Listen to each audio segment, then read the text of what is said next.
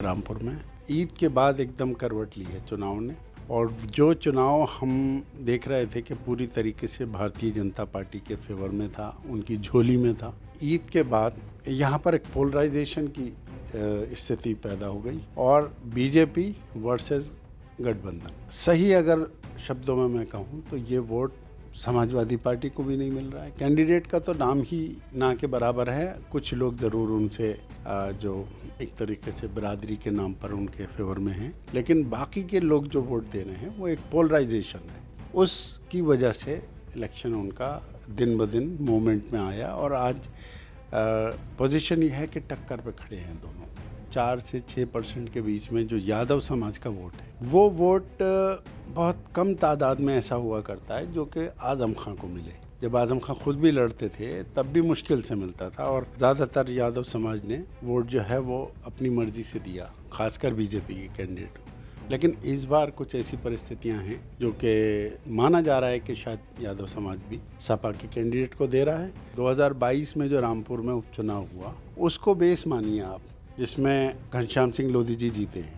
उस वक्त जो दलित समाज का वोट था वो बीजेपी को गया था और आसिम राजा साहब इलेक्शन लड़ रहे थे, 40,000 वोट से हारे थे। तो वो दलित समाज का वोट अब बीजेपी को ना जाकर अगर बसपा को जाता है तो ये एक नुकसान होगा बीजेपी के लिए। जो चुनाव है वो गठबंधन के और बीजेपी के बीच में है, जबकि आप ये देखें कि 2 कैंडिडेट और हैं बहुजन समाज पार्टी के। उसके अलावा जो सुप्रीम कोर्ट के वकील हैं महमूद प्राचा साहब, वो भी काफ़ी कोशिश कर रहे हैं, लेकिन जनता मैं ये देख रहा हूँ कि कोई भी वोट ज़ाया करने को तैयार नहीं है। रामपुर में हम इस वक्त सीनियर पत्रकार तमकीन फैयाज के साथ चुनाव यहाँ का उफान पर है और किस करवट जा रहा है ये बात करने के लिए हम उनसे भी जानेंगे कि जो 19 को मतदान होने जा रहा है उससे पहले किस तरह का माहौल रामपुर में है। तमकीन भाई, जिस तरह से अगर देखा जाए अभी तो जब समाजवादी पार्टी या अगर हम ये कहें कि इंडिया गठबंधन ने जो अपना कैंडिडेट घोषित किया था तब और अब के चुनाव में यहाँ काफ़ी फ़र्क देख रहा हूँ, तो ये कैसे इतना जल्दी एकदम चेंज आया है? देखिए, चुनाव तो हमेशा ही करवट बदलता है, लेकिन इस बार ये बात ज़रूर है कि जो चुनाव था वो जिस तरीके से नॉमिनेशन की लास्ट डेट 27 तारीख थी, उसमें समाजवादी पार्टी के नाम से 2 लोगों ने अलग अलग पर्चे दाखिल कर दिए।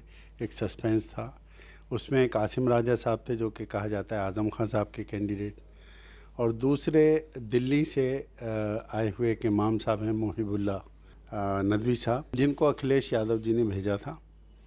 तो अब ये 2 नॉमिनेशन सपा के हुए, लेकिन अगले दिन तस्वीर साफ़ हो गई कि जो फाइनल टिकट मिला वो मोहिबुल्ला नदवी साहब को मिला और उनका नॉमिनेशन आसिम राजा का कैंसिल हो गया। उस वक्त के बाद से लगातार यहाँ पर जो इलेक्शन था वो खामोश था, ख़ासकर इस वजह से भी कि रमज़ान थे। ईद के बाद एकदम करवट ली है चुनाव ने और जो चुनाव हम देख रहे थे कि पूरी तरीके से भारतीय जनता पार्टी के फेवर में था, उनकी झोली में था, क्योंकि घनश्याम सिंह लोधी साहब जो यहाँ पे उपचुनाव में जीते थे भारतीय जनता पार्टी के, उनको पूरा वक्त मिला था, क्योंकि बीजेपी ने भी अपनी पहली ही लिस्ट में उनको टिकट दे दिया था। तो सारे गांव और सारे फील्ड में वो काम कर रहे थे, अकेले एक तरीके से बिना मुकाबला कैंपेनिंग थी। लेकिन ईद के बाद जो यहाँ पर एक पोलराइजेशन की स्थिति पैदा हो गई और बीजेपी वर्सेस गठबंधन। सही अगर शब्दों में मैं कहूँ तो ये वोट समाजवादी पार्टी को भी नहीं मिल रहा है। कैंडिडेट का तो नाम ही ना के बराबर है। कुछ लोग ज़रूर उनसे जो एक तरीके से बिरादरी के नाम पर उनके फेवर में हैं, लेकिन बाकी के लोग जो वोट दे रहे हैं वो एक पोलराइजेशन है। उसकी वजह से इलेक्शन उनका दिन ब दिन मूवमेंट में आया और आज पोजीशन ये है कि टक्कर पे खड़े हैं दोनों। तो अच्छा, ऐसा नहीं है जैसे चुनाव में अगर हम देखें सभी जगह का चुनाव इस वक्त जो धर्म की राजनीति है उफान पर है, उसको सामने रखकर ही जो दल हैं तैयारी भी कर रहे हैं और सत्ता पक्ष की तरफ से तो ये काफ़ी कोशिश रहती है कि चुनाव मुद्दों पर नहीं बल्कि धर्म के आधार पर हो जाए। तो क्या रामपुर में ऐसा भी जिस तरह का माहौल है उसमें नहीं लग रहा है कि ये उस तरह का चुनाव होगा? नहीं, देखिए, पोलराइजेशन है तो अल्टीमेटली धर्म के ही आधार पर, लेकिन रामपुर में ऐसा है नहीं। उसकी वजह यह है कि आप देखिए, ऑलमोस्ट 50-50 का रेशो है रामपुर में, लेकिन इसमें जो 4-5% यादव समाज के लोग हैं, 8-9% जाटव समाज के लोग हैं, ये बड़ा फैक्टर है।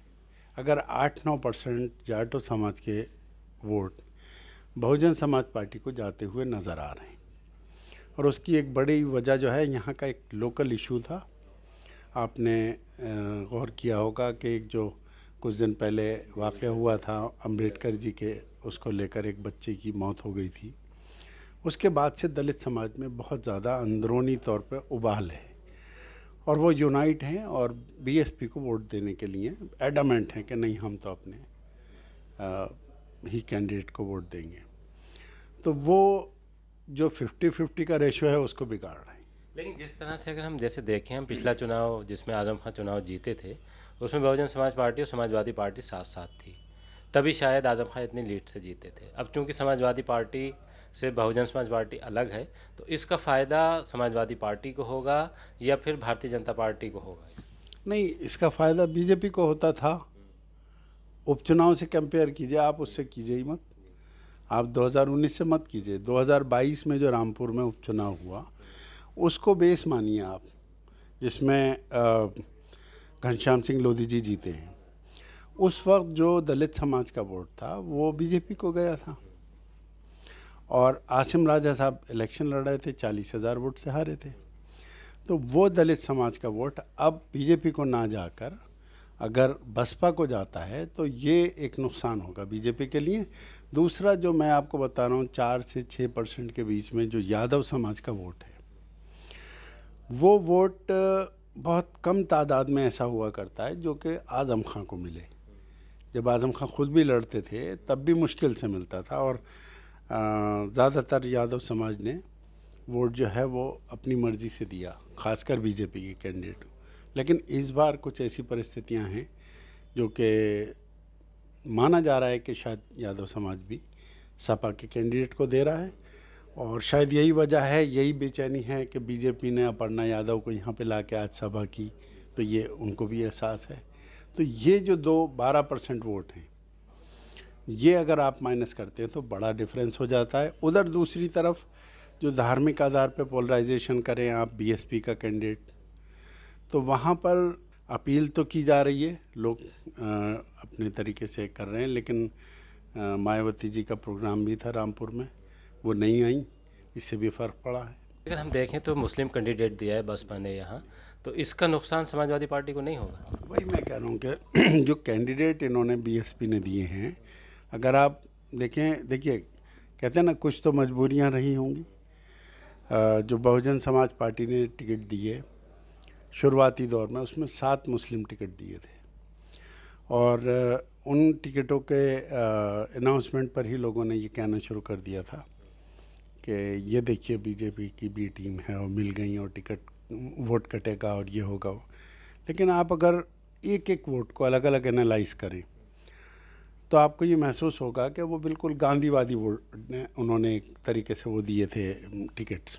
बीएसपी का टिकट मांगने वाले बहुत मजबूत कैंडिडेट थे, रामपुर में भी बहुत लोग मांग रहे थे, लेकिन उन्होंने ऐसा कैंडिडेट क्यों चुना कि जो बहुत ही ज़्यादा ऐसा है, बंदा फ्रेश एकदम, बिना पॉलिटिकल किसी उसके, कि जो कम से कम डैमेज करे। ये उनकी स्ट्रेटजी हो सकती है, ऊपर से कोई दबाव भी हो सकता है, या अपने जो ओपोनेंट हैं उनको एक तरीके से मुगालते में या धोखे में रखने की स्ट्रेटजी भी हो सकती है बीएसपी की, कि ठीक है, नाम तो लग रहा है, बहुत सारे मुसलमान दे दिए और बीजेपी खुश हो इससे, लेकिन वो इम्पैक्ट नहीं आ रहा है। अगर हम बात करें तमकीन भाई आज़म खां की, आज़म खां इस चुनाव में नहीं है, न उस तरह की तकरीर हो रही है, न उस तरह का माहौल दिख रहा है, तो आज़म खां के नहीं होने का फ़ायदा किसकी तरफ जाता हुआ दिख रहा है? जैसे ये चुनाव भारतीय जनता पार्टी की तरफ उनकी वजह से नहीं झुक रहा है, या इससे आज़म खां नहीं है तो इसको समाजवादी पार्टी को कुछ ऐसा मिल रहा है कि जिससे और लोग भी जो आज़म खां मुखालिफ थे वो उनकी तरफ आ रहे हैं? देखिए, आज़म खां साहब नहीं हैं तकरीरें नहीं हैं। आप यहाँ से निकलेंगे, पूरे बाज़ार में ज़रा सा कैमरा घुमाइए, आपको एक भी झंडा नहीं दिखेगा, किसी का नहीं दिखेगा, बीजेपी का भी शायद ही दिखे। तो इस बार जनता में बिल्कुल है ही नहीं, कोई दिलचस्पी नहीं है। ये नहीं है कि आज़म खां की वजह से। नहीं, दिलचस्पी इस बात की नहीं है कि चुनाव में वो प्रचार में हिस्सा नहीं ले रहे हैं, या वोट को लेकर दिलचस्पी? वोट देना चाहेंगे सब लोग, वोट के लिए सब चाहते हैं, लेकिन प्रचार में कोई दिलचस्पी नहीं है। नहीं, जैसे मेरा सवाल ये है कि अगर आज़म खान नहीं है चुनाव में, तो उसका फ़ायदा समाजवादी पार्टी को होगा या उसका नुकसान होगा?